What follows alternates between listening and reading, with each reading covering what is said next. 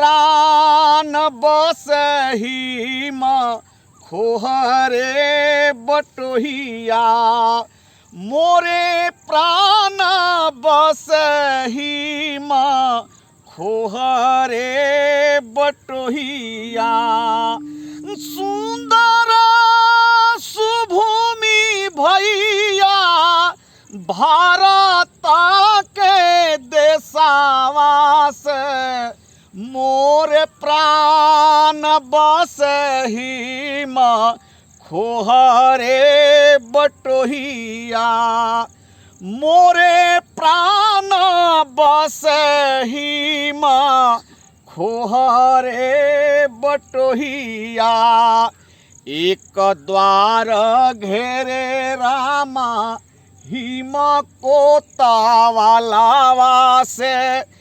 तीन द्वार सिंधु घरावे रे बटोहिया।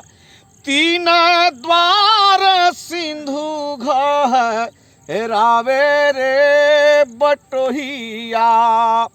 कि तोता तोती बोले रामा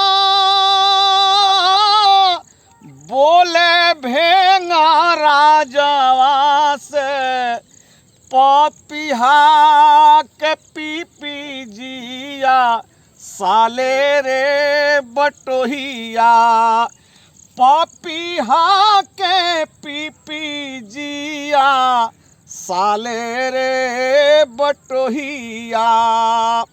कि जाहू जाहू भैया रे बटोही हिंदा देखियाऊं।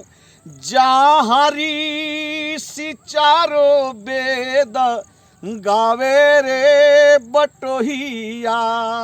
जहाँ ऋषि चारो वेद गावे रे बटोहिया।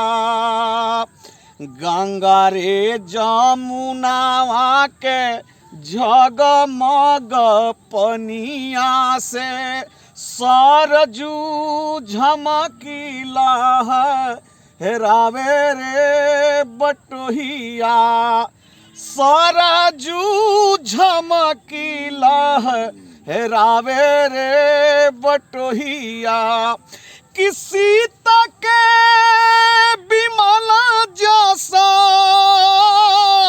हे रामा जसा कृष्णा जसा।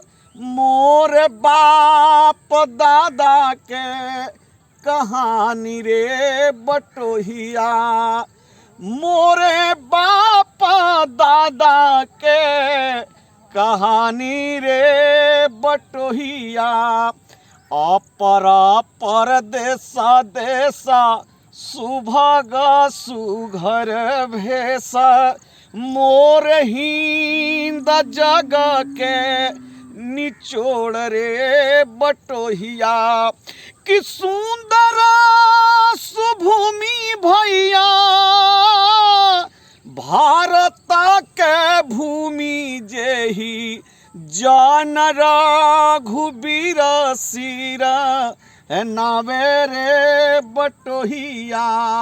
जन रघुबीर सिर नावे रे बटोहिया।